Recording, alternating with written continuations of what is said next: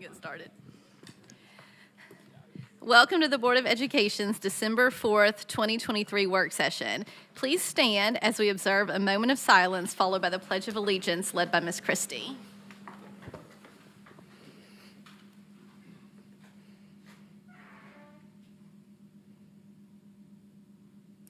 Face the flag. Pledge. I pledge allegiance to the flag of the United States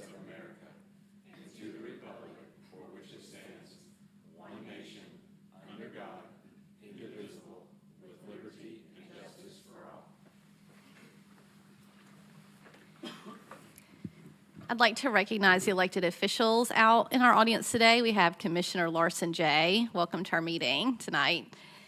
Board members, thank you to all of you who attended Friday's policy review meeting. Our next policy review is scheduled for Friday, January 19th at 10 a.m. in the Summer Place Community Room, which is just that room G410 in the building. Also, just to note, Mr. McMillan will be absent tonight due to illness. Thank you to everyone else who's in attendance tonight. I just want to remind you that this is the board's public business meeting to discuss items that come before us for consideration. We would ask that you be respectful and courteous at all times, and also please be mindful that the sound does carry in this room pretty easily. So if you need to speak to your neighbor or take a call, we just ask that you take those outside of this room. So thank you. Are there any requested changes to the meeting agenda? Do we have a motion to approve? Okay, a motion by Ms. Horn, a second by Mr. Watson. Any discussion? All those in favor? Aye. Any opposed? Motion carries. Dr. Reiswick? Thank you, Madam Chair, members of the board. Thank you for this chance to give a few updates. It seems like my updates get longer and longer, so I apologize for that. But I'd like to start by highlighting our Principal for a Day event that took place on November the 16th. This year we had 152 leaders throughout our community that participated in the event. These community leaders represent countless businesses and organizations throughout Knox County. We know that their time is tremendously valuable, and we want to thank everyone who participated and chose to spend the morning with a principal shadowing their day. We're always grateful for the opportunity to share and work with the community, and I'm equally grateful for the feedback that our principals for a day shared with us regarding their experiences. That really is a neat event where I think it's just kind of eye-opening to just what happens in a school every day. And so we enjoyed being at that lunch as well. Next, I'd like to address an issue that's been a topic of conversation actually here and also across our country. Within the last month, we've received some inquiries regarding library book challenges. And this is not something that comes up every year. So if you'll bear with me, I kind of want to walk through just for the public kind of what that process is. First, I just want to be clear that these questions are related to books that were available in school libraries, not books that were being used for classroom instruction. Last week, as Ms. Henderson just mentioned, that we were able to discuss this topic in our policy review meeting, so I appreciate the board for raising very thoughtful questions and for engaging in the open and constructive dialogue, because it is, a lot of these issues that we deal with and you all help us deal with are really gray, so thank you for that. I also want the community to know that we do have a process for challenging library books, and it's a process that I feel has served us well over the years. Again, these things are never easy. But it's also important that we have processes to be able to address those. So for those of you in the community who may not be familiar with our process, library book challenges begin at the school level. Challenges can be submitted by a KCS student, a KCS parent or guardian, or a KCS staff member. This is an important element of the challenge process as it focuses decisions closest to the school. And we've talked a lot about that. We really believe that our community is large, vast, has a lot of different beliefs and values, and so lots of times the closest we can get to the school to make those decisions matter. So that's where this policy begins. Beginning with localized decision making is a critical step in accounting for the unique values and interests of each school district. Students, parents, and staff who want to formally request a removal of a book from the school library can submit a form, and the form number is MC 114. And that goes to Dr. Phillips, our Executive Director of Literacy and Learning. And this form is available on the KCS website under our forms page, so you can find it there and fill it out.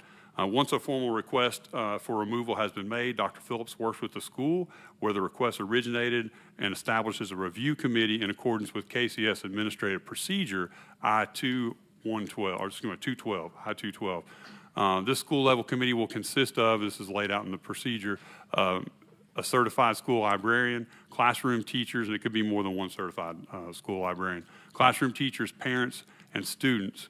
And they are charged with reading the material in its entirety, reviewing the general acceptance of the material by reading recognized and evaluative reviews, determining the extent to which the material supports the curriculum, judging the material for its strength and value, and making a recommendation to the school principal.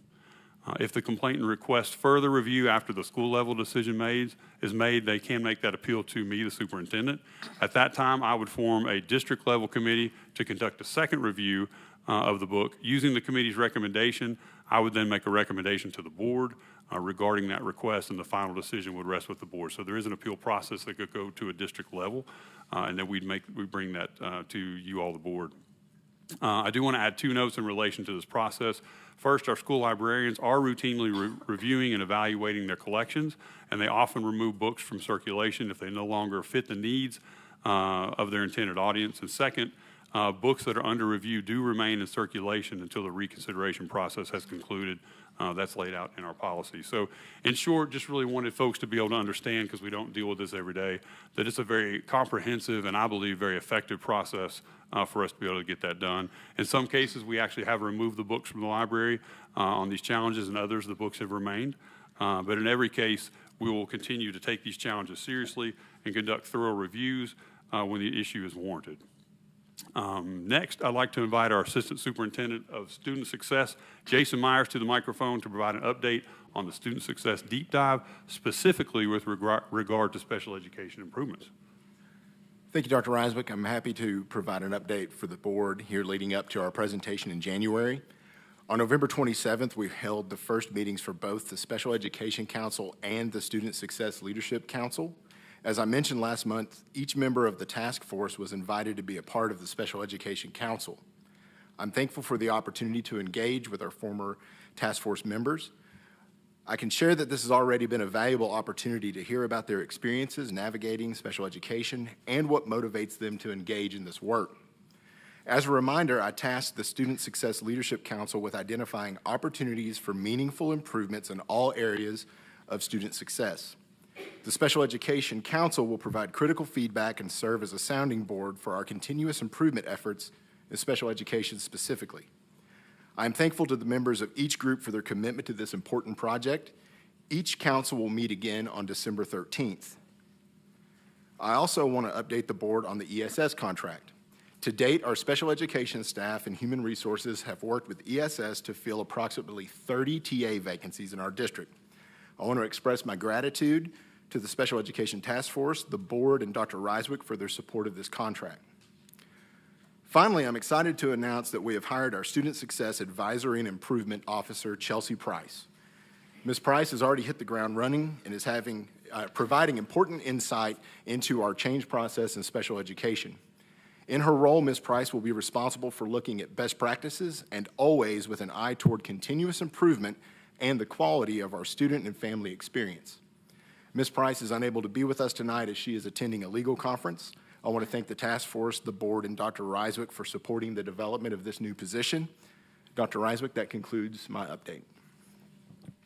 Thank you, Mr. Myers, and very excited. I know I've had a lot of conversations with Jason as he's thinking through how we can be better, and I think we're starting to take some of those action steps toward that, and reconvening the task force and building these structures for the future so that we can vet through those, and then also hiring of Ms. Price. Got to talk to her a few times, is very much ready to do this work and excited about it. She did mention there's a lot of acronyms in education, which we said, yes, you'll get used to them. But anyway, so thank you, Jason. Finally, I'd like to direct your attention to the KCS annual report that's on your desk. This is the first time that KCS has produced an annual report to our knowledge, and we're very hopeful that will be a valuable way to provide transparency and openness, not only to the board, but also for our community more broadly.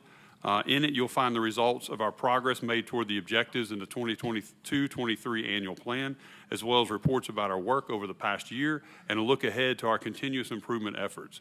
The KCS annual report is also available on our website, and I would encourage anyone who's interested in learning more about our work to read it. You can access the report at knoxschools.org. And I would like to say a special thank you to our communications team. This was a lot to put together, but we understand that being transparent and telling our story really matters. And so I want to thank them for that. Also, our REA team that pulled a lot of data together to make this happen. So a lot of it in the strategy division, and we're thankful for the work that's done there. So, Madam Chair, that concludes my report for the evening. Thank you, Dr. Reiswick. I'm excited about this annual report. Thank you for putting that together, and to all the staff who made it happen. And thank you for those reports. I know a lot of parents have reached out to me on both of those topics, so I appreciate those.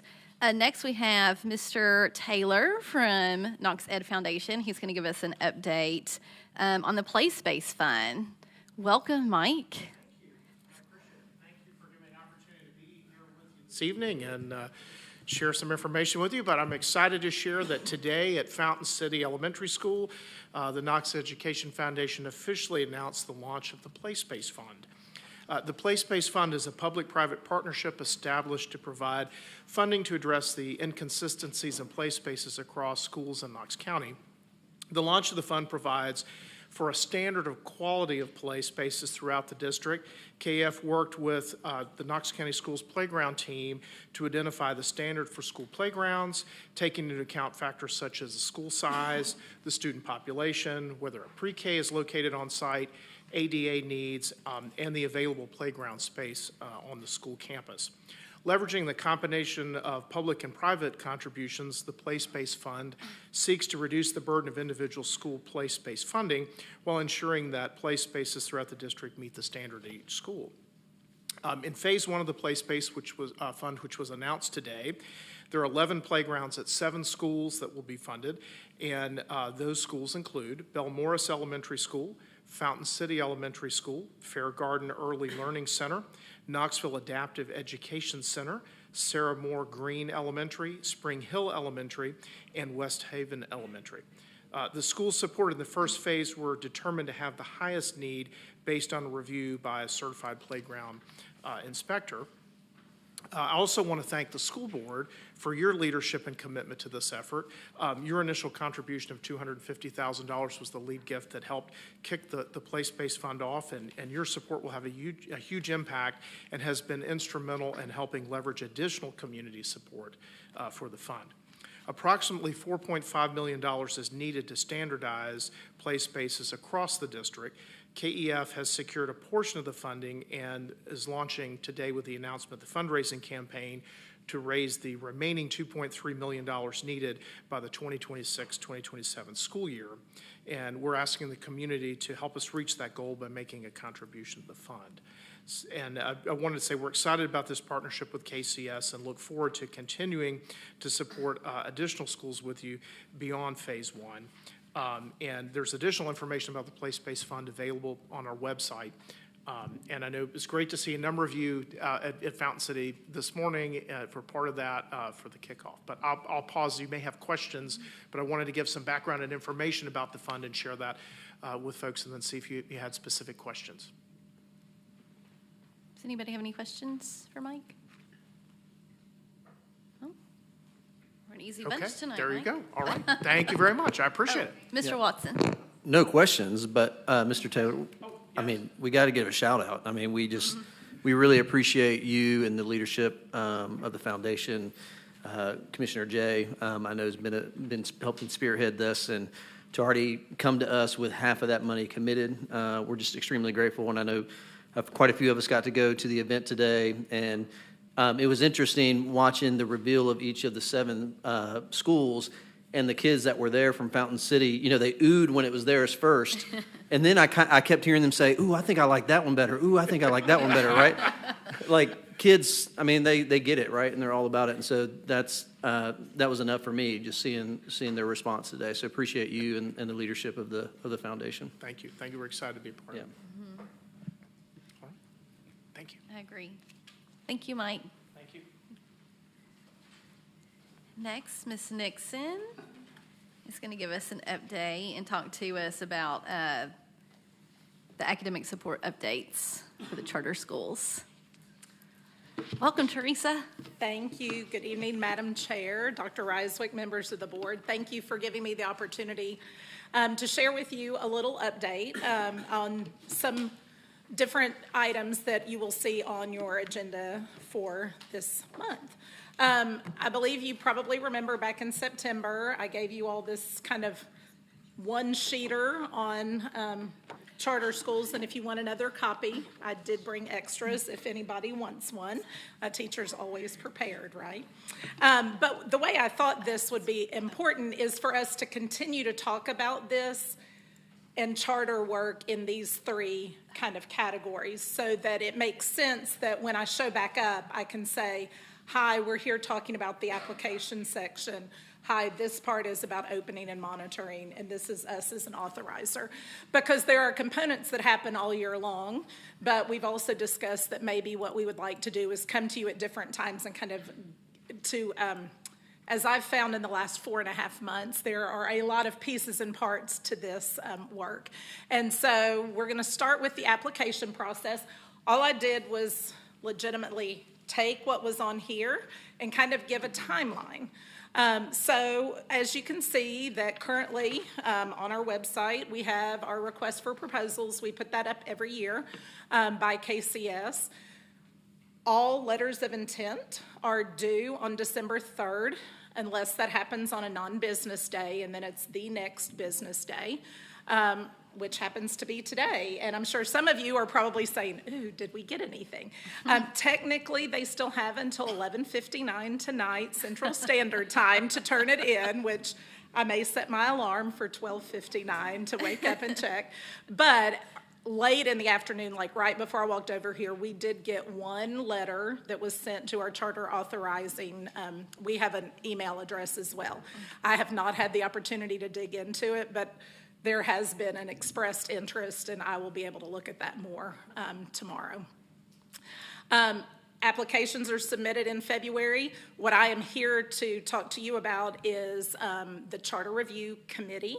I'm going to talk about that a little bit more on the next slide, but that's going to be one of the items on the agenda tonight.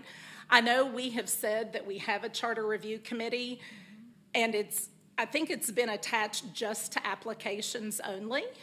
But as we were going through our authorizing, I realized that if any of our charter schools want to change their charter for any reason, we are supposed to have a review committee that is to review and look at the amendments. So that charter review committee's role would be, yes, applications, but also expanded to amendments. And now that we're entering into our 9th year with Emerald, would be working with renewals as well. So my plan moving forward is that every year I would be bringing to you a charter review committee that would be for that calendar year. So this one is for the 2024 calendar year that would address any of the 3 items that would show up, whether it's the application, an amendment, or a renewal. When we do have an application, it would be similar. Most of you all went through this last year, where there is the written application with the state that goes against a state rubric and capacity interviews. And then you can see the remainder of the application timeline with recommendations and a board decision usually in March or April. What's on the board agenda tonight as item 9B is that list of charter review committee. That is in accordance to our KCS board policy, I-450, and that actually outlines members of different departments, parent members, et cetera, within Knox County. And so I have submitted to Dr. Reiswick and team, as well as to you, that list of charter members. As you look at it, you will see there is not only the memo, but I did take time to just put a second page that was a graph that legitimately took those board roles and kind of marked off why they were on that committee. Some, I wanted you to see, had participated previously, so we have some returning. My hope is that it becomes a cycle so that we have some that are returning and some that are new. And then I also added on there school districts because I felt it was really important to balance representation across all the districts. Additionally, I asked everybody as they were completing a form for me to state what of the different organizational, legal, human resources, financial experience they had, as well as if they were a parent. Because those of you that sit on the board now, you're here as a board member, but you're also here as a parent. You don't take that hat off. So I feel like they get to serve in both roles. So if anybody has any questions about the Charter Review Committee, I'm happy to address any of that at this time. Are there any questions at this time? Oh, Ms. Bike. I just want to thank you for putting this all out there and really taking the time to make sure that you're covering all the spaces. This makes me feel better about that this year than last year. So thank you. Thank you. I had too many things for this little area, so I'm...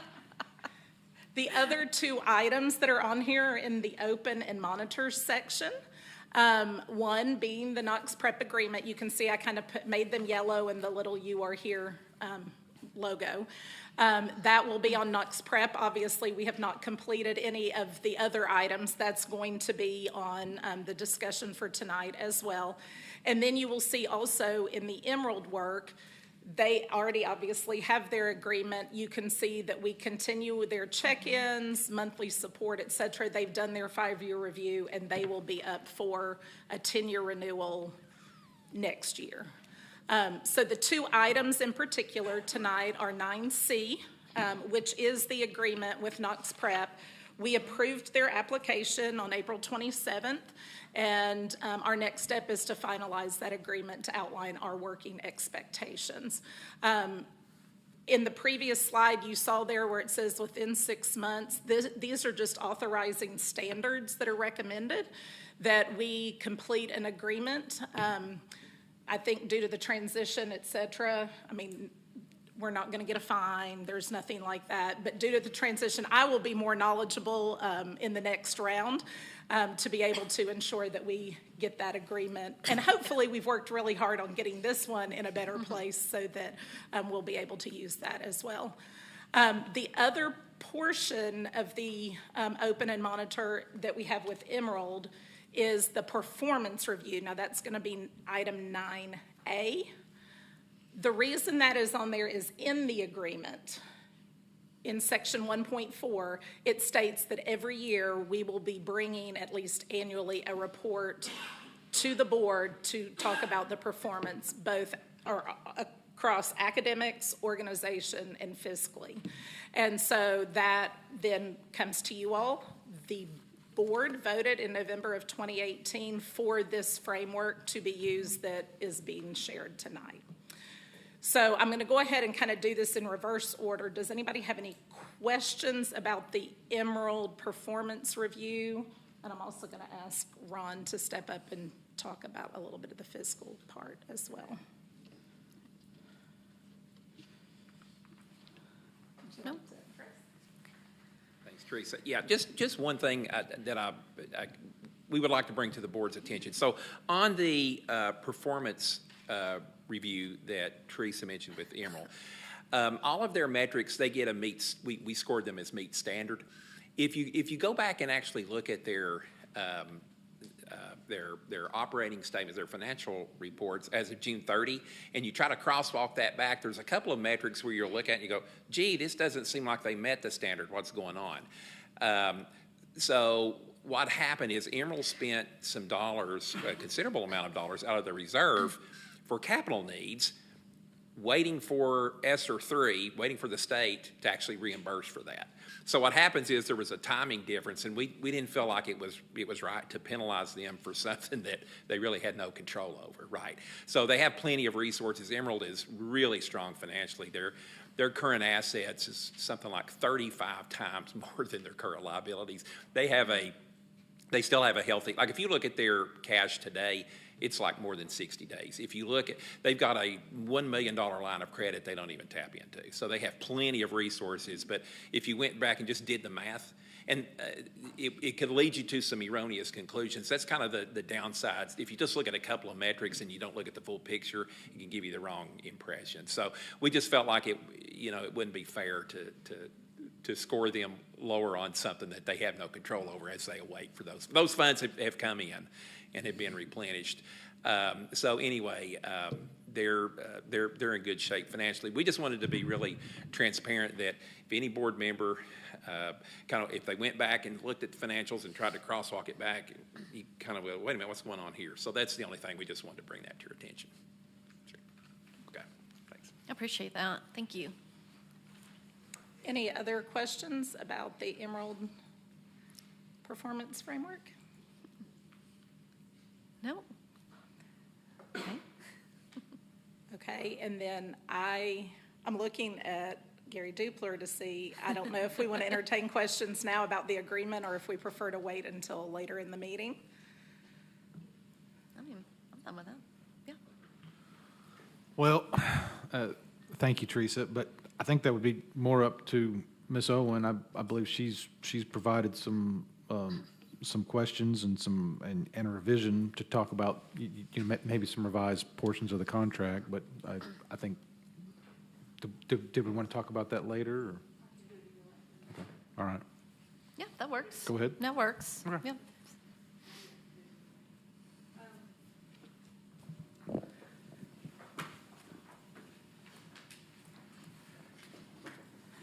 Okay, so at your seat, you should have a copy of the charter agreement that has some red lines. And I want to be very clear that these are not all my revisions. So as I'm going to try to go through kind of quickly and let you know which are mine and which are not mine. Some of them were made by staff as a result of questions that I ask. So therefore, they made me do it. So as I was going through looking at different things, I'm going to try to do the red lines that you have and my questions at the same time. In the opening paragraph where it says governing body in line 6 of the charter agreement, it was defined further down in the agreement, and I think it made it confusing. And so I just asked for a definition to be scooched up into there. And so that is right around the middle of the paragraph, where after governing body, it says in parentheses, the Board of Directors of Knoxville Preparatory School. And then further down, this document requires, as part of this document, it says throughout it that the original application is to be attached. And when we got this last month, the original application was not attached. That was not actually attached until today.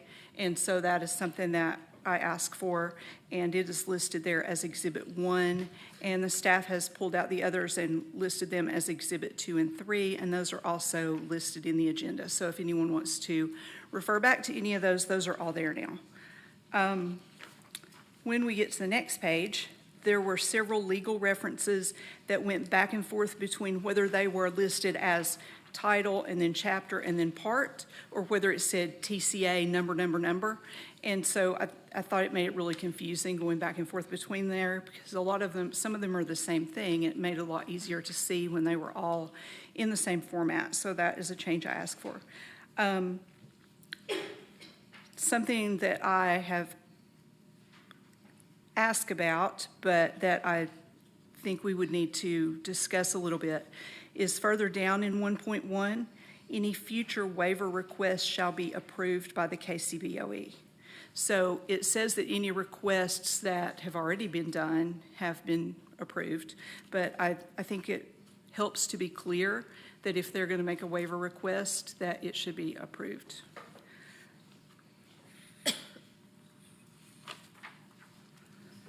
Jennifer, can I speak to that real quick? Is that all right?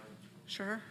Mr. Dupler, is that different from like what we did with Emerald, and does that create some sort of problem with them, or is that it's a change that now requires them to come to us maybe in a way that Emerald did not? Yes, thank you, Mr. Shiflett. I think, and I wanted Ms. Owen to kind of go through, the changes. But I guess and I hate to jump ahead, but I guess I will. A lot of these changes that she's suggesting, I believe, are kind of a cleanup type of thing, certainly with the TCA and things like that. I can't speak for Knox Prep, but, knowing their attorney, I wouldn't think there'd be any objection to those types of things. But when it comes to, the end of 1.1 on page 2, and I kind of highlighted a couple others on page 3 and page 6, maybe? Hold on.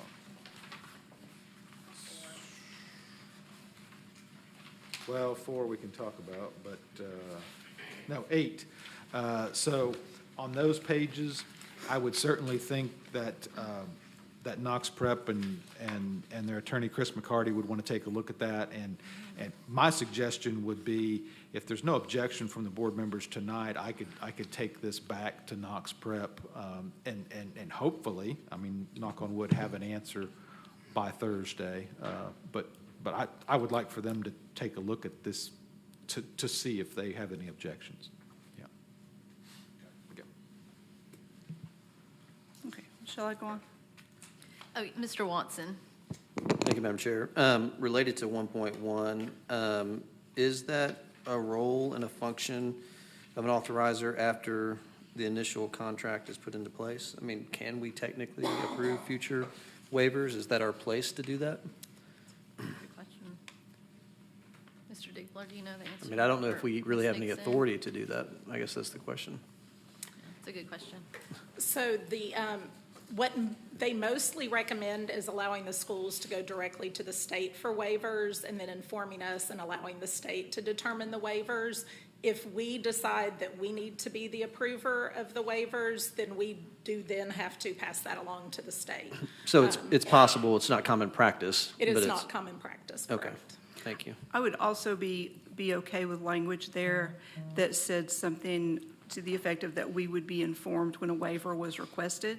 And an example I would give there is that recently, when we were discussing waivers, this board was told that that our other charter school had not requested any waivers, but that wasn't accurate.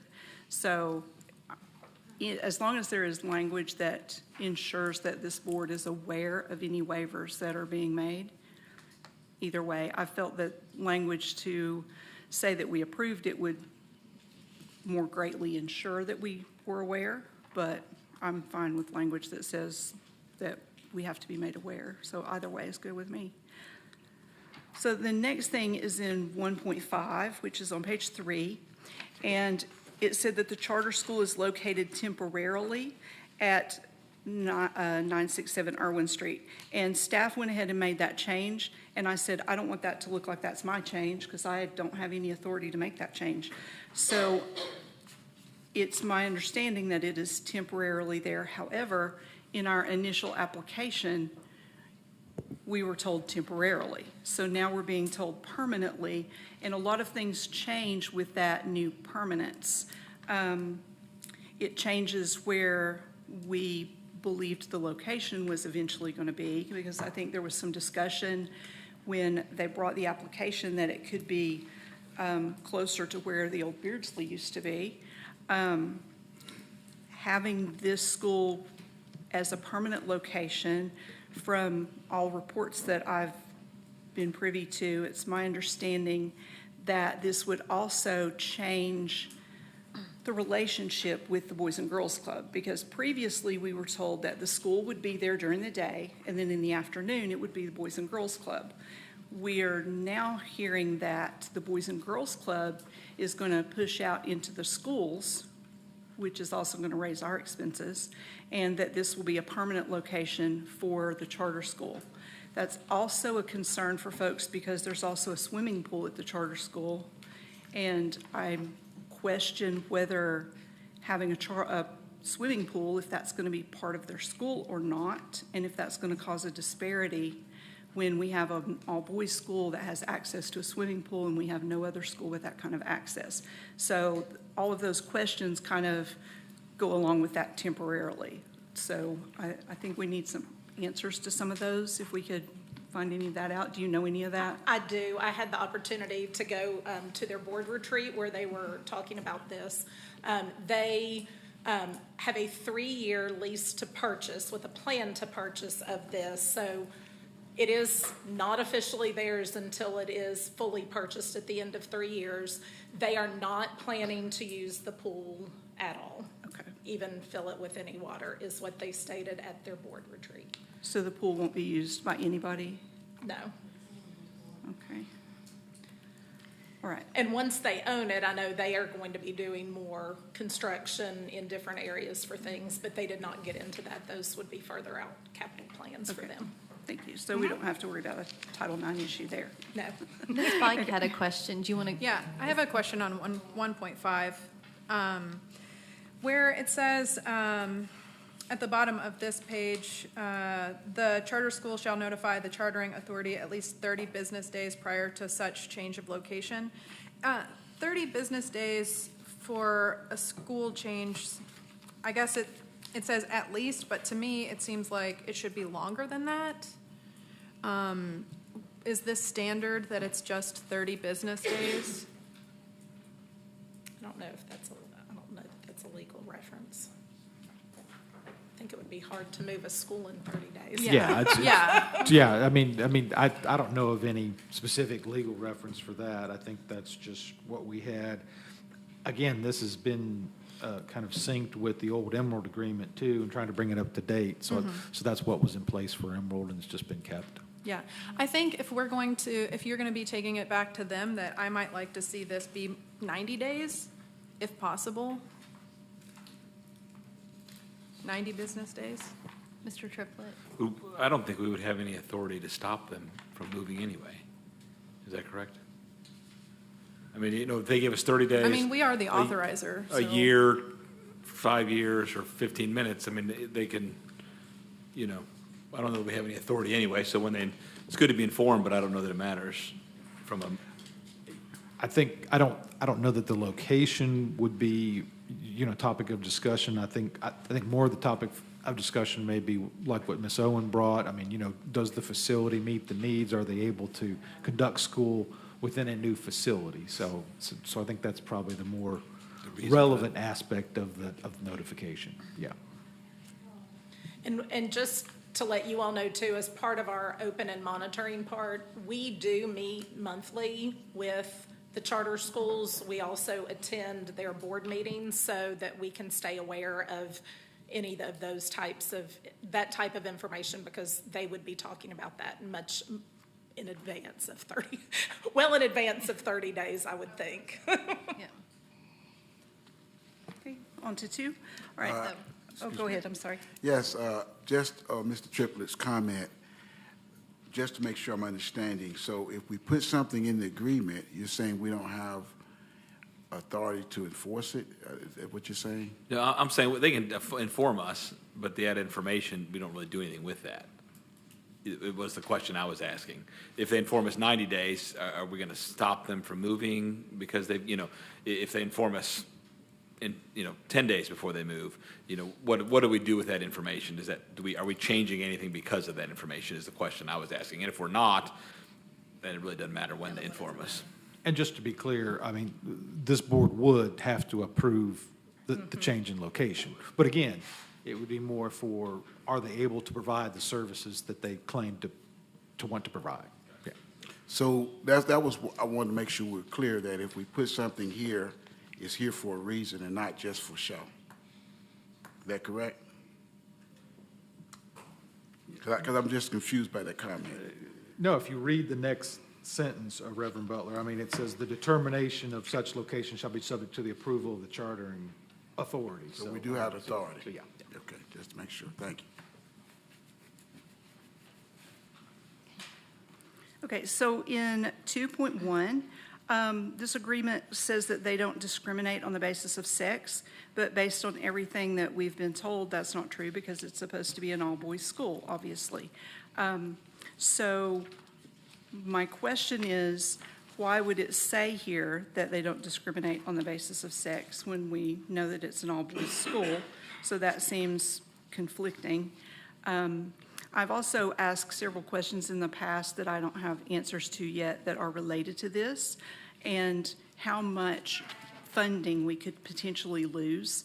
And so what I've asked, and then I hope we can get by Thursday maybe, is that since we have made this decision to have this charter school as a whole, I would think that that could potentially impact our federal funds, things like federal nutrition dollars, Title I, Title II, Title III, Title IV, and all of those federal grants. So I would like to know if this was found to be a discriminatory school within KCS, how that could impact our federal dollars and how much that impact would be.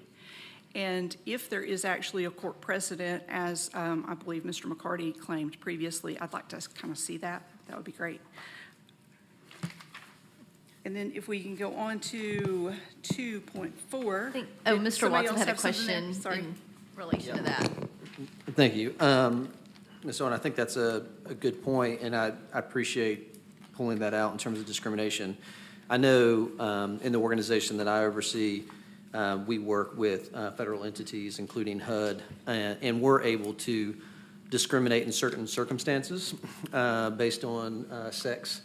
And so I think it is important for us to kind of nuance that and figure out, is that such the case here? Because it would be probably not appropriate if we're saying they don't discriminate, or they're saying they don't discriminate when they do, based on the definition. I mean, in the nuance within the code, because I've seen it in situations where, depending on the circumstance, you actually can discriminate and not lose those federal dollars, depending on what the situation is.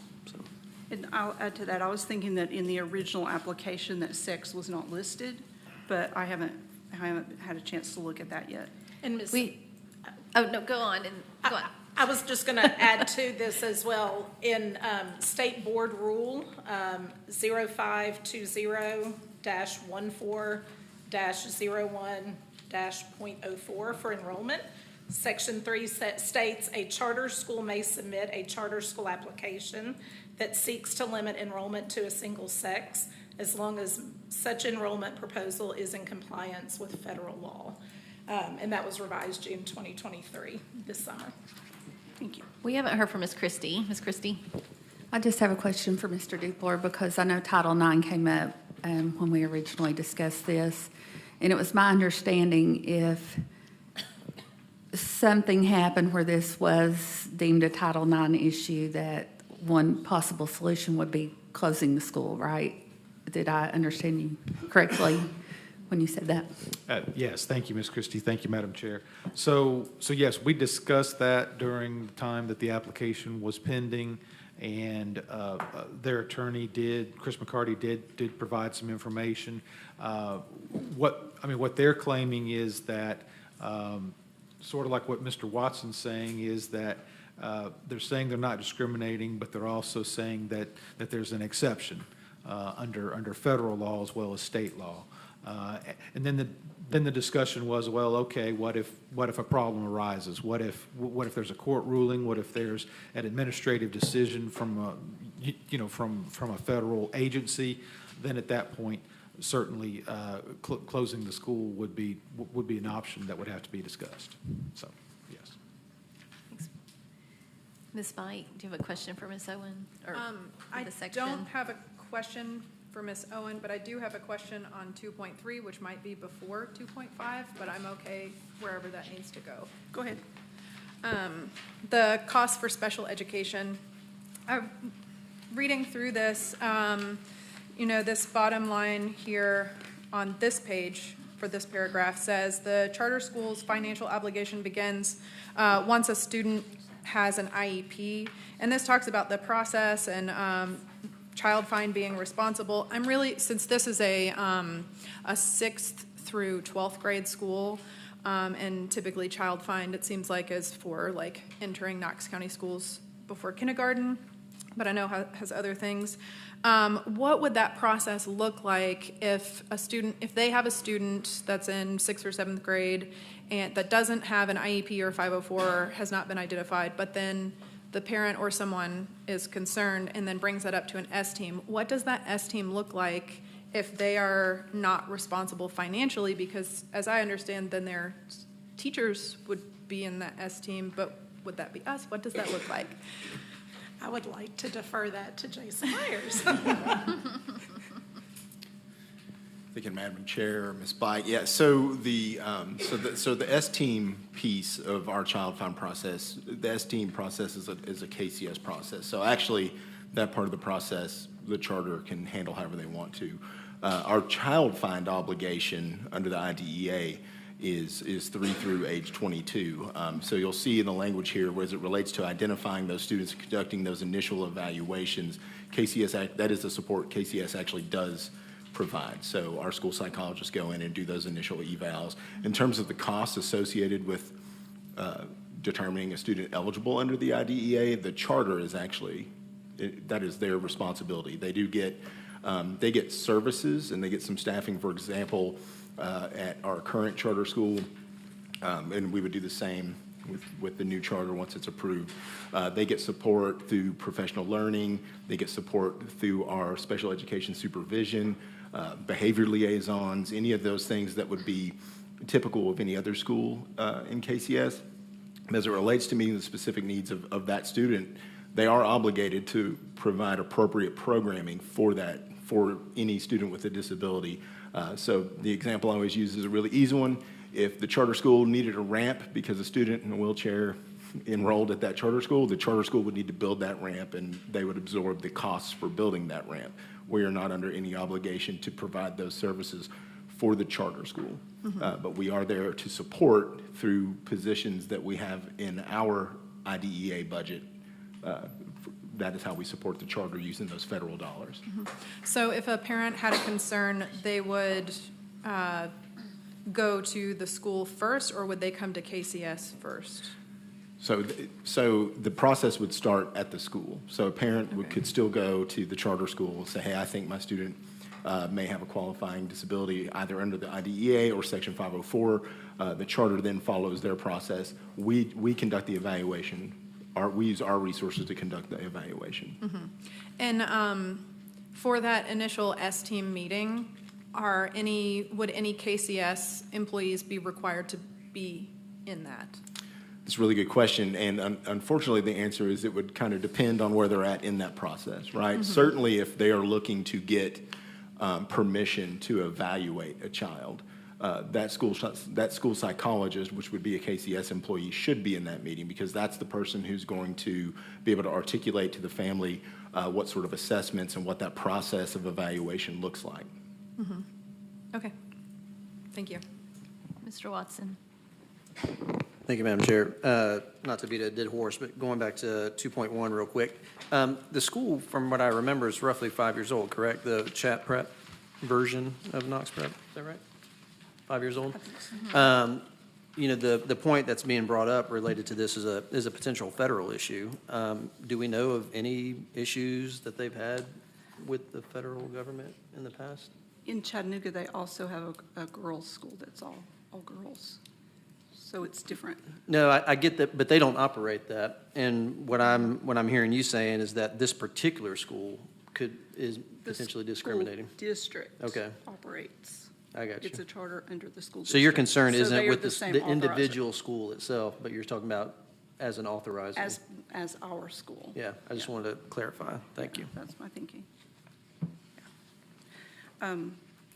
Okay, so I appreciate Ms. Bike's questions. I had some similar ones that I asked several years ago and never got answered, and I rolled those sort of into the next question, which is about private and non-public schools.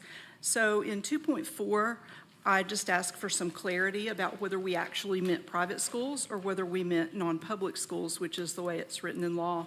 And so I believe staff has changed that to non-public. Did we find that that's correct or? Okay.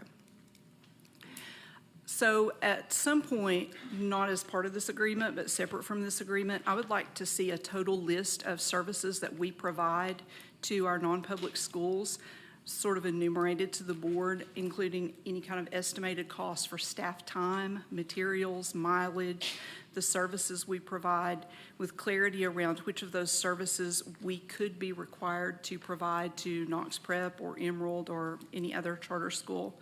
This is some information that I asked for several years ago about Emerald, and at the time I was basically told we have no idea how much time our staff spends there, which is concerning to me if at that time we couldn't say how many hours we were sending staff to non-public schools. And it concerns me more now, actually, because I know that we have folks who are going into our schools and checking our teachers and making sure that every teacher on a hallway is saying the exact same words at the exact same time in their reading curriculum. And if we can be that particular about our reading curriculum, we should at least know where our staff is. So that's something that I would like to see board members have access to that information at some point. Then the next thing, in school nutrition, at the end, there was a line that said the parties authorized their respective agents to execute an MOU, and my question there was who would be executing that MOU? Would it just be someone in Knox County Schools and someone with their schools creating an MOU that we would never see? So that has been taken out now. So has that been discussed with them at all? I didn't take this out, so. In our previous agreement with Emerald, it was with the school nutrition department as well as Knox County, as well as with Emerald, and it was brought to the school board as a typical MOU would be. So the same thing would happen here. I've talked to Ms. Foster, and she is in agreement with conversations around that in order to help ensure that we have the right staffing and the right support if that is the need or the will of Knox Prep to use. So if they wanted to have an MOU with some other nutrition provider, they would have to come back to us? No. They can make their own third-party agreement. We would know about it, we would be informed, but we would not vote on it here.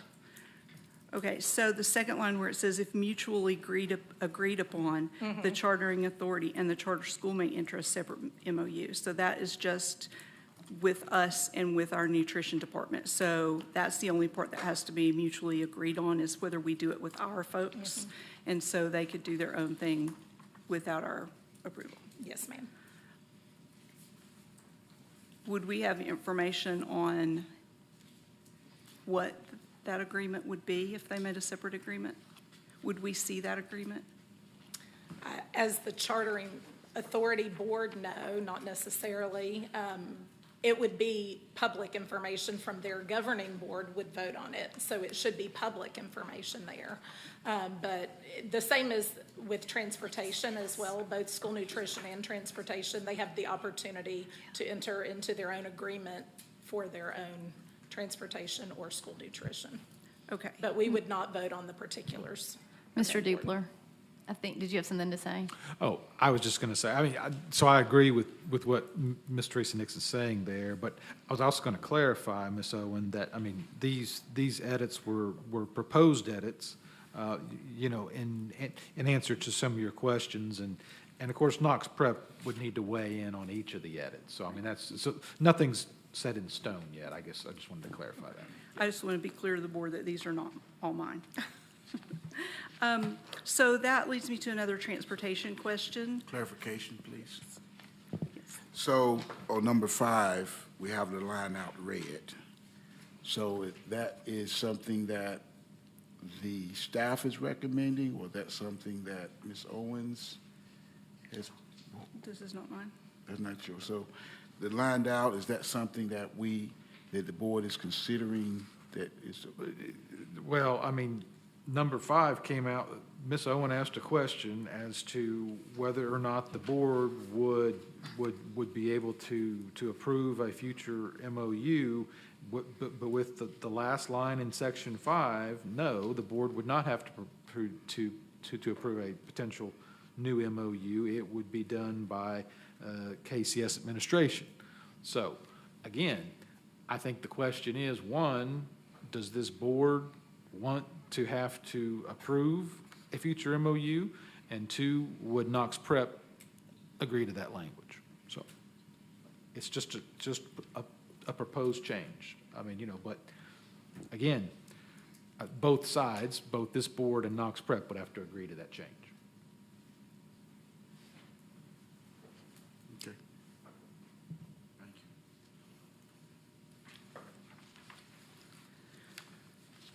you. Okay, in number 6, I have some questions about transportation. It says if the charter school elects to provide transportation, we would have to provide them with the funds that would otherwise have been spent to provide transportation.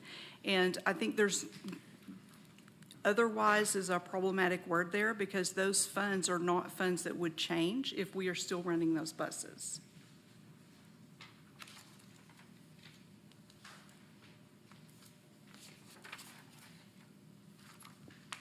Okay. 8.4 is a new subsection. Looks like it's before 8.3 though. Looks like that needs to be switched. My question in 8.2 was why the reporting of the chartering authority was under complaints. And so there's now been a number added there, but I think that number should be 8.3 and the next one should be 8.4.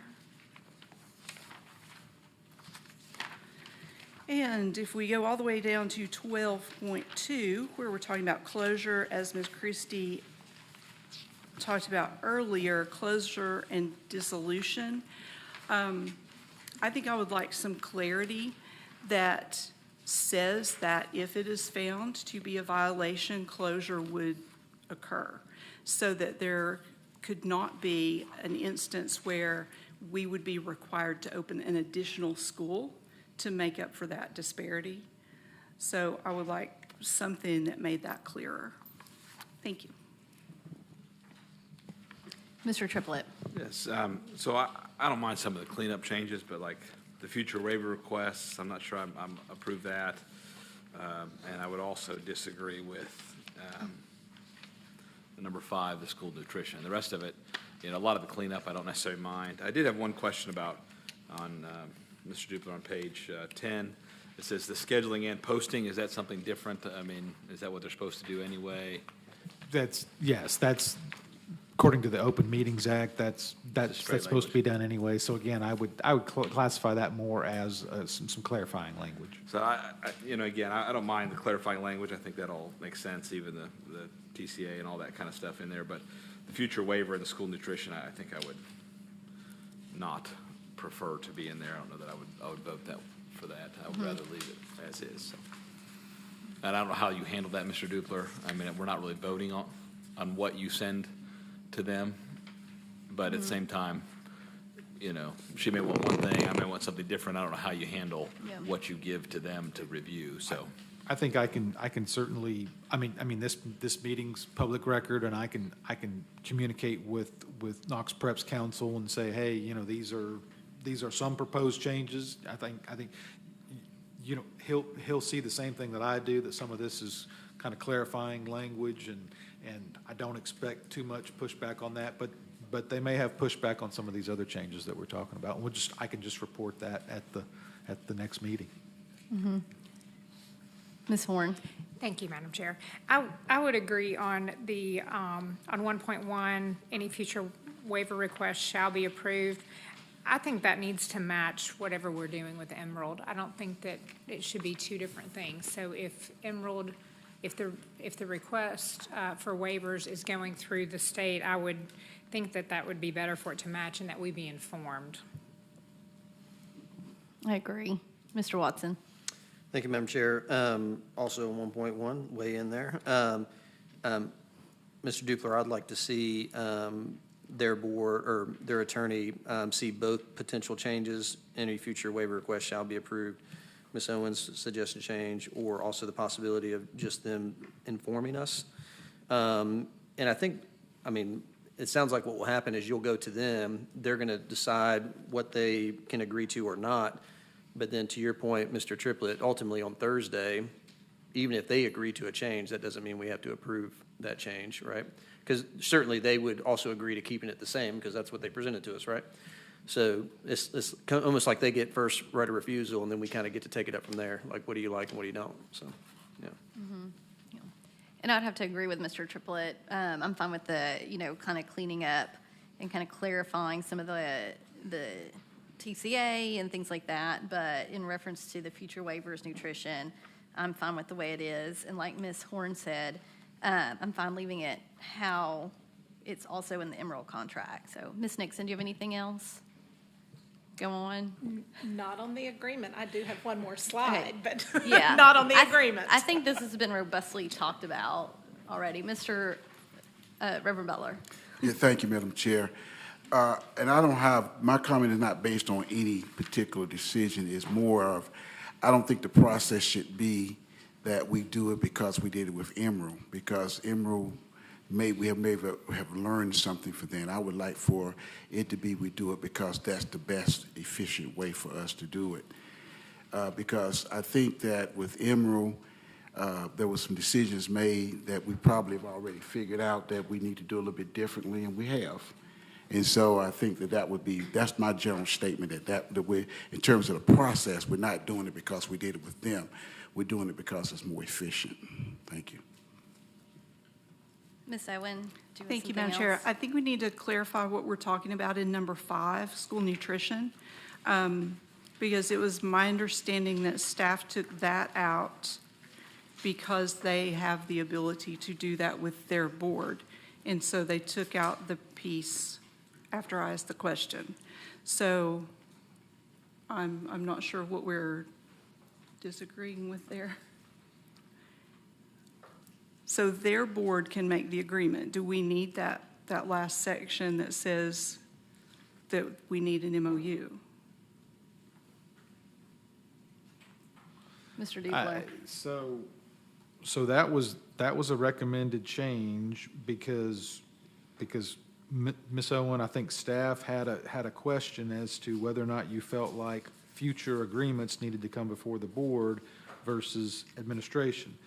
That line doesn't necessarily talk about outside agreements. It talks about, if there's some future agreement that the charter school wants to make with KCS and as it says, redefine the obligations of the parties. So that's what that line's referring to, and if you're okay with that line, then we can leave it in.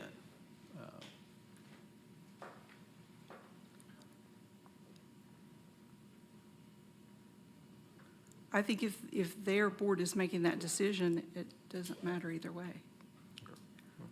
I mean, we can leave that, and then that won't be I just want to understand whether they are making the MOU through just with us and with them, or if they are making outside MOUs. I think that's not necessarily clear that they can make outside MOUs. I mean, it says that they can make an MOU with us,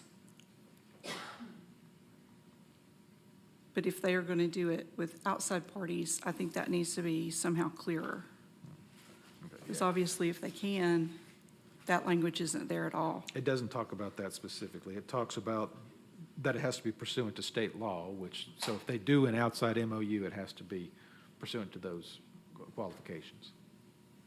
Okay, thank you. Okay, moving on, Ms. Nixon. Thank you, Madam Chair. The last little bit is the third bucket, which is the authorizer column.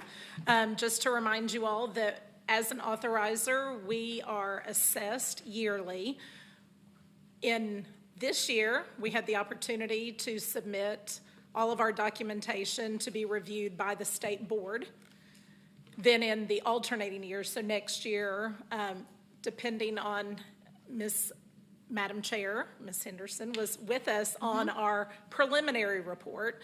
And I just want to make sure you all are aware that this will be presented to the State Board of Education on February 16th. And they will talk to everyone, and it will be posted on their website about us as an authorizer, so that it is also us being evaluated. And then depending on if we are satisfactory or above, then we will do a self-assessment next year. If we are below, then we have to create a plan, which I will not be creating a plan next year. But we can't talk about what our public record is officially yet. But Ms. Henderson was there with us and was able to represent you all as the board. It was a great call. And I look forward to bringing that back to you all in February to inform you all about our charter authorizing. And we plan to post this. We're really working on beefing up our website so that it becomes a much more robust place for people to find not only our schools, but also our own information for transparency as well. Any questions about the authorizer evaluation? Reverend Butler. No, I just have a comment. From my neighborhood, we had a game that I didn't do well in called Double Dutch. It was jumping rope. And I just want to commend you because you came into the somewhat of the middle of this with the ropes already moving, and you jumped in and you've double dutched like a champion. So thank you so much for your effort. Thank you very much. Yeah, I appreciate everything you do, Ms. Nixon. Thank you for that. And I Well- just wanted, oh, go on. No, I didn't say anything. Oh, no. Do you have more? Oh, okay. Thank you for all you do. I just wanted a point of clarification. It was said a couple times in this conversation that, you know, this is a non-public school and that private charter schools are not a thing in Tennessee. The charter schools in Tennessee are public schools run by KCS. So I just wanted to clarify that this is a public school in our district. So, okay, moving on to legislative update. Mr. Triplett. Oh, custodial update. Sorry, I'm moving ahead. Dr. Adams. Thank you, Madam Chair, members of the board. So currently, out of our 398 positions, we have 75 openings. That leaves us at 6 schools that exceed 50% or more. I will say on a good note, we have filled 15 custodial positions since October. Just to put it in perspective, we were at 90 vacancies, and so we are now at 75. I do want to recognize Ms. Hemmelgorn and our maintenance team, especially Lori Hall, for working diligently to fill those positions. I know Ms. Hall personally makes contact with with the majority of applicants we have and sits down with one individually with those applicants and goes over the application process. So I certainly appreciate their efforts and also appreciate the HR team for their enhanced digital advertising methods that they've been using. That has been very beneficial. We are currently planning to gather our entire custodial team, and that will be once we return from the winter break. Very excited for us to recognize those individuals. That our custodial staff is no secret to anyone. They work extremely hard, and they're invaluable, and they're an intricate part of the way that we function on a day-to-day basis. So we're looking forward to convening when we return from break and recognizing those custodians. That's something that is in the works, and this is something that these are conversations I had with some of our custodians last year. This is something that they wanted, and this is, you know, when we talk about our ops team across the board, families is key, and I don't use that term loosely. We spend more time with our colleagues than we do with our family. And so that is something that they were very interested in, and so we were going to push to make that happen once we return. I do want to address what we're going to do in the future.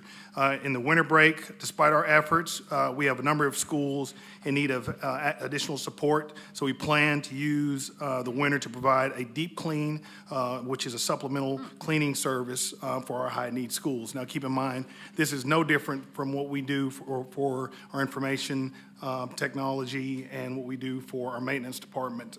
Where we fall short, we certainly reach out and use supplemented contracts to ensure our custodians are able to spend time with their families during Christmas or during the holidays.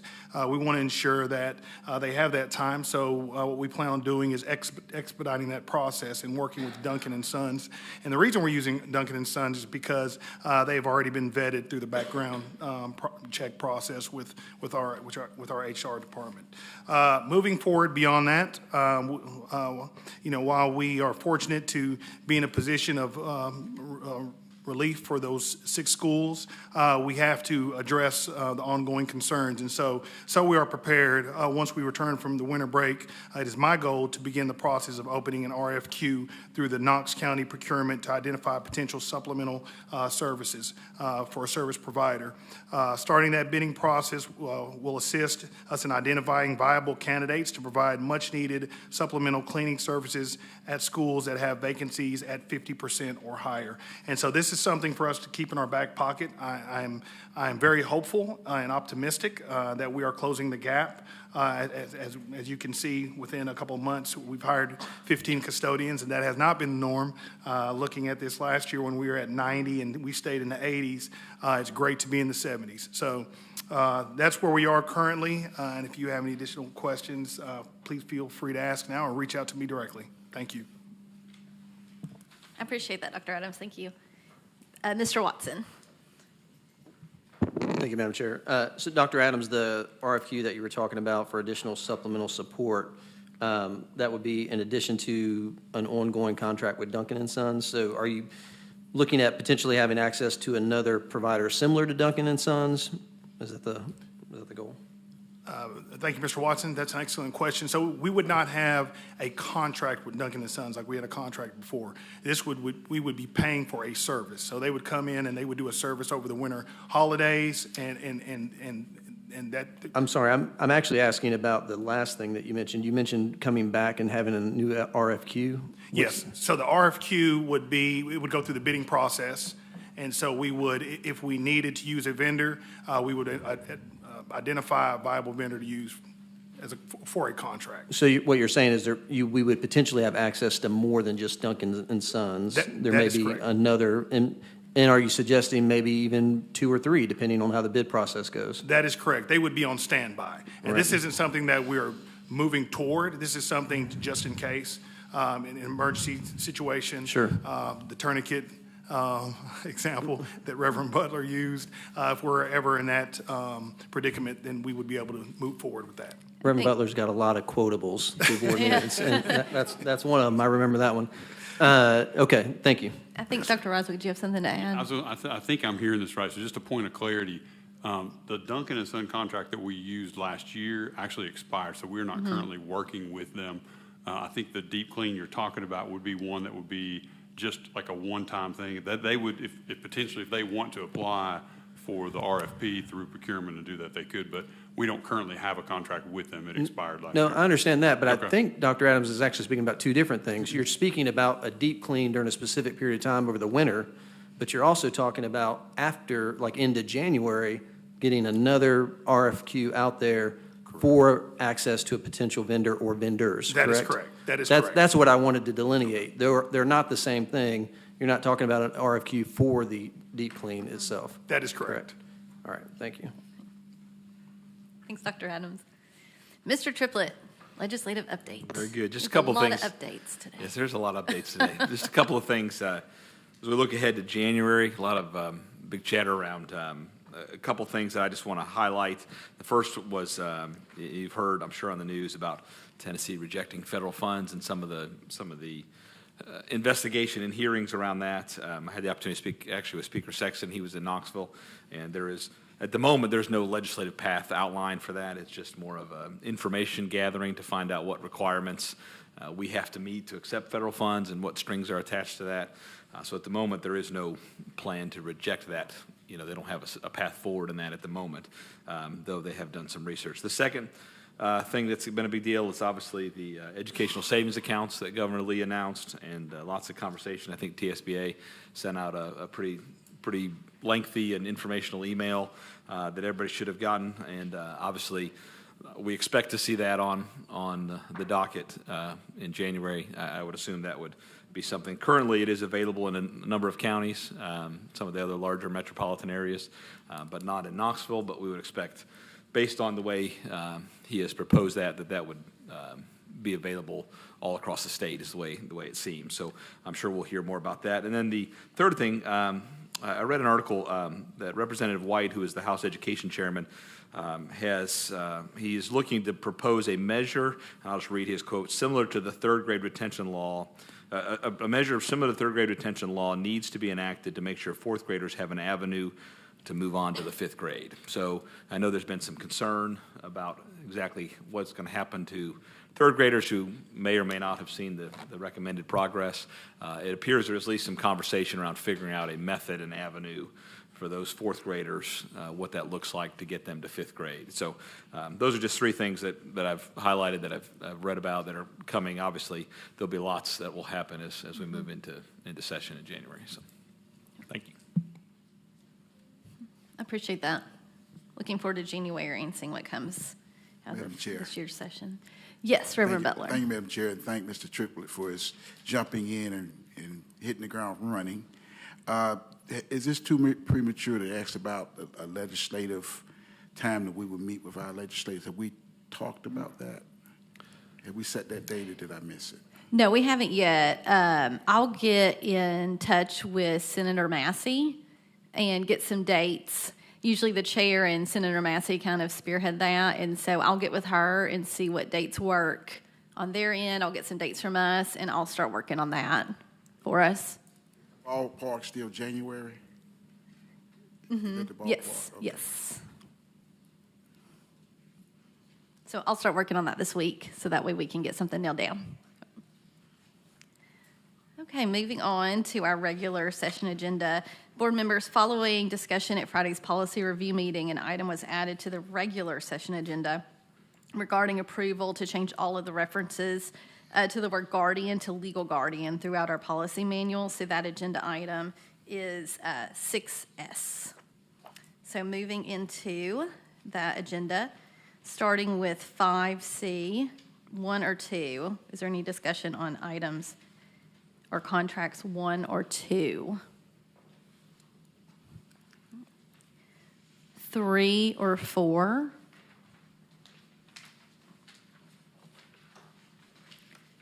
5 or 6?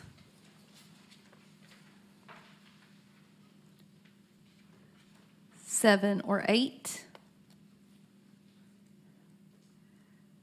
9 or 10? Okay, moving on to board policies, and we did have policy review on these, so these have been discussed in that policy review. 6A or B? C or D? Mr. Watson.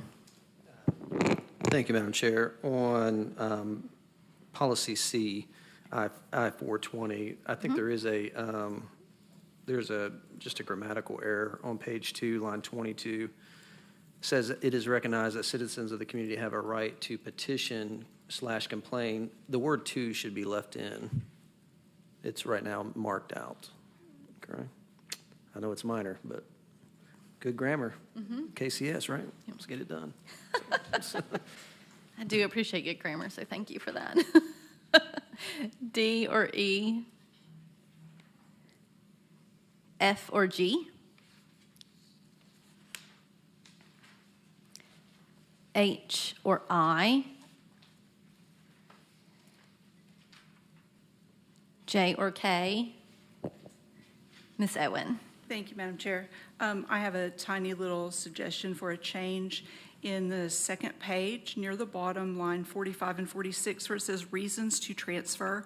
It says parents and/or legal guardians may wish to apply for a student transfer for any number of reasons, including, I think the words wish to are superfluous there, and it should just say parents and/or legal guardians may apply for a student transfer for any number of reasons, including, instead of what they wish to apply for.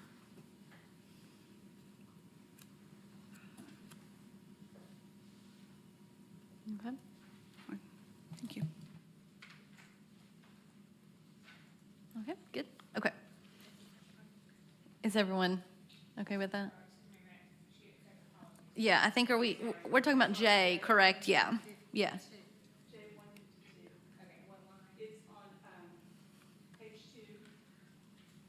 Page 2, line 45 through 46, where it says reasons for transfer.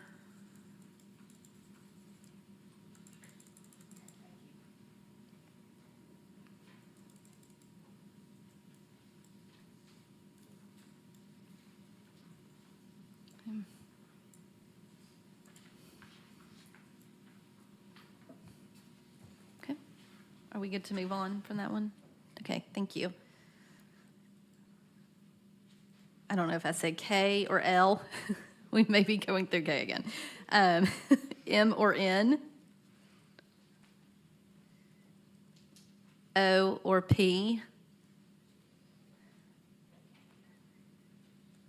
Q or R. S. Mr. Watson. Thank you, Madam Chair. I think because this is outside of our norm in terms of practice, it'd be good for maybe Mr. Dupler to speak to the change itself, but also functionally how it would occur if we approve it. For legal guardian? Yes. Yeah, Yeah. I agree. Mr. Dupler, do you want to just speak on that a little bit? Well, I mean, I would say that, you know, legally, the term guardian has, it has a legal meaning. You know, a guardian and a parent under the law are, are very similar. So, but, I mean, with that said, with the board changing the term to legal guardian, that doesn't affect the legal meaning of the term guardian. And if that is helpful and clarifying to KCS families, I mean, you know, that can certainly be done.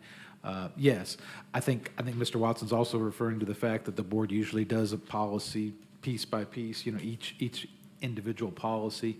But with the wholesale change like this, to me, it just makes sense to do it, you know, in this fashion as opposed to going through and looking at every individual policy because then that would take, you know, a much longer process as well. The board just looked at the J policies and then, you know, would have to look at the different sections. So it's certainly something the board can do and I see no legal issue with it. Yeah, and I think the thing I would want to point out from our policy review meeting is, correct me if I'm wrong, Ms. Coatney, but for those wholesale changes, we're not going to change the review date because we didn't technically review it necessarily. Yes, sir. It would just be Correct. changed based on this motion if it's approved on Thursday. All right, thank you.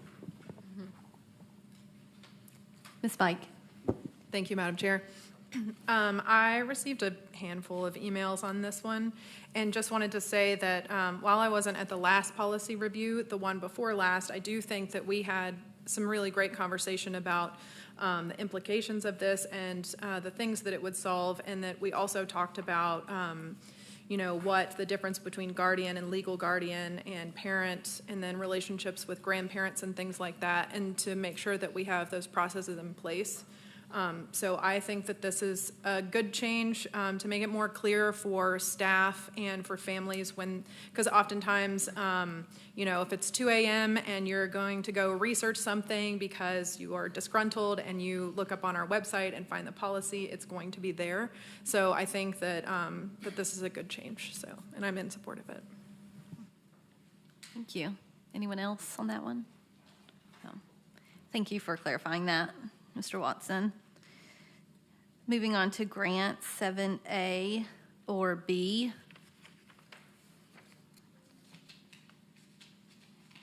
C or D. E or F. G or H. Or I. Okay, moving on to contracts, 8A or B. C or D?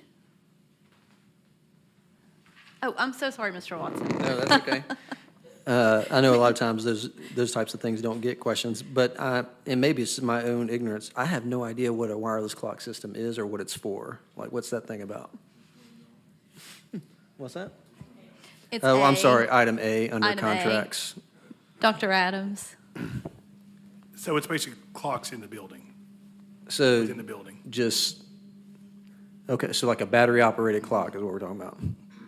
Okay. I just never heard it called by that term. I just call it a battery-operated clock. Just a clock.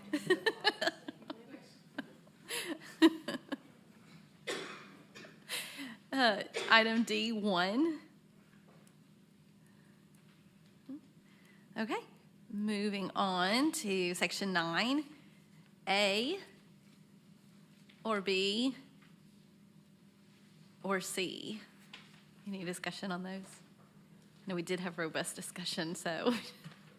Okay, well, moving on then to public forum, Mr. Triplett. We have no public forum speakers. No public forum. Well, seeing that there's no public forum, we will move on to board forum. Celeste? No? Reverend Butler? Yes. Yes. Ms. Owen? Mr. Watson? Thank you, Madam Chair. I know we already spoke to this, and Mr. Taylor was here, and Commissioner Jay, but again, I just wanted to thank everybody who's been involved in the place-based fund. It's a dramatic shift in our practice over the last 30 years, and I think it's going to pay dividends long into the future, way past our current cohort of kids. So it was a pretty substantive change, and I know it took a lot of people to do it. And Dr. Reiser, appreciate you and your team being at the table and not only encouraging us as a board in that process, but also doing all the work to make sure that we had our ducks in a row and we could plan accordingly and really prioritize the schools that needed it first, but have a plan to take care of all the schools. So thank you. Mr. Triplett? Yeah, I know we typically cover lighter topics in board forum, so I apologize for a weightier matter. But after the books that were read last month, and then I know Dr. Reiswick made a statement and kind of discussed the administrative procedures. He and I have discussed this at length privately, so it's not like this is a shock to him. We've agreed respectfully to agree to disagree, but I don't agree with the way it's currently done. On Friday at our policy review, I attempted to modify our existing educational material policy so that books that contain sexually descriptive acts that come to the attention of KCS staff would be placed under review. And that request didn't receive support from the board or from the superintendent and his team.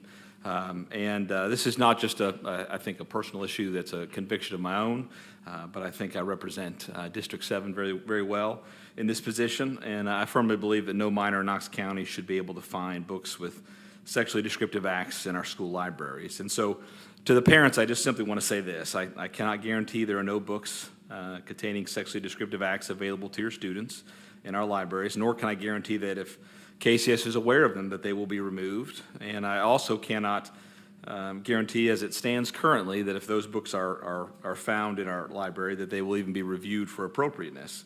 All of this to say that as the policy stands, the only way books containing these sexually descriptive acts will be reviewed and potentially removed is for a parent, you as a parent, to research the books in your child's library and ensure they're appropriate, and then file a challenge for yourself. And just simply want to say, if there's a parent that needs assistance with this, please let me know. I'll do my best to assist in any way I can. Thank you. Thank you, Mr. Triplett. Ms. Bike? Yes, thank you. I want to congratulate West High School. I'm trying to represent them tonight with the shirt on their back-to-back championship, which is super cool. And I want to thank the staff and the teachers and the administration that supported all of these students to be able to get to this back-to-back championship. Thank you. That's awesome. Ms. Horn? Thank you, Madam Chair. I'm also concerned about the books that are in our libraries, so I would encourage parents to be involved and utilize the process that we have in place to question those, absolutely. And I also wanted to thank the community members who have come out to the listening sessions that we've had in Farragut last week, and we have another one tomorrow night at 5:30. I believe it's at Farragut Middle School. Is that right? Farragut Middle School. So those have been great, and there's also a parent survey, community member survey that you can fill out. I'd like to thank Dr. Garfield and Mr. Dillingham and Mr. Shover and Ms. Harrington for spending 3 nights in Farragut between last week and this week. That's a large time commitment, but we have had several people come out, and so I appreciate the process, and I think that it's going to help us get to a better end result, and so I just appreciate all the time and effort put into those. Yep. Ms. Christie? All right. Well, I didn't turn on my light to speak about the books, but I would just like to encourage parents that, the things their children are exposed to aren't limited to books and libraries. I don't think kids are necessarily storming libraries to find this information. So I think it's also important, to know what your child is doing on their cell phones or tablets and things like that, because most of our middle and high school children have those. But what I did turn my light on for is to compliment Mr. Dupler on his festive Christmas suit. We had this discussion the other day, and I did request that he wear it. So now I'm going to request that you turn it on for us so everybody can get the full effect. Oh, wait, there's lights? Well, you have to stand up. No. Oh, There you go. look at that. There you go. Now, I do have a question for the board, though. That is, did you all hear about the gingerbread man that went to the doctor with a sore knee? The doctor told him, has he tried icing it? Oh, that's so great. And I do think that Mr. Dubler does have a third suit because you wore one Friday. So I think Thursday night you will please wear your third suit. And I just appreciate Mr. Triplett for your remarks. I did ask Dr. Reiswick to